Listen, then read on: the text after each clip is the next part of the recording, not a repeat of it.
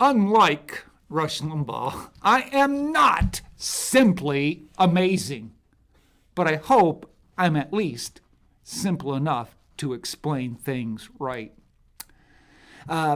Self-described as a radical Jesus follower, an ordained minister in a traditional holiness church, on Facebook wrote this: he, Trump, should be dragged out tonight to federal prison.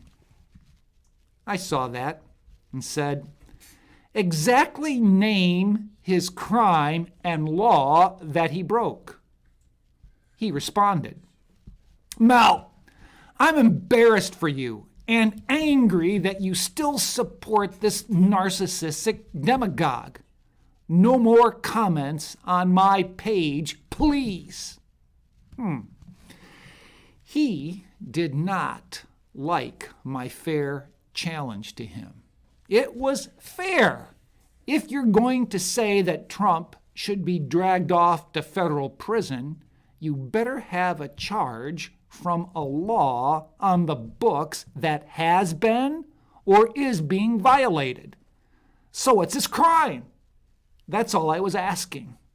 But my opinion was contrary to his, and since he did not have the stomach for being challenged, I bring it to this venue. Isn't that similar to what's going on in the media today and even through government? For those who have an opinion that is not liked by the other side, they'll do everything to shut you up and to shut you out. This, I'm afraid, will lead eventually to even our civil rights being legislated against as this new Congress takes over. I mean, here Schumer and Pelosi are already talking about impeachment 13 days before Trump leaves office. One more way to shut him up and to keep his voice silent from ever the possibility that it might show up in 2024.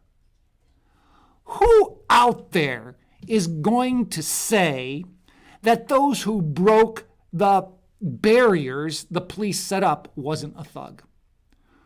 Who is going to say that windows being smashed on the Capitol building wasn't a thug? Who is going to say that someone running into Nancy Pelosi's office, sitting in her chair, wasn't a thug?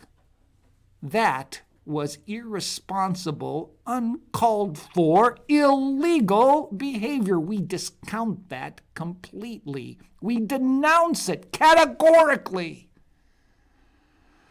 But how are those in power going to respond? What they're going to do, I'm afraid, is use their power and authority in disrespect of the Constitution to make us in the public shut up, be quiet, and remove those basic rights that are articulated in the Bill of Rights, numbers 1 through 10, even the first one, with freedom of speech. Have you seen what Twitter's doing? Have you seen what Facebook is doing? They want to remove Trump even from having access to make his words known. What has he said that is inciting a riot? When I saw a tweet say, go home in peace, show love.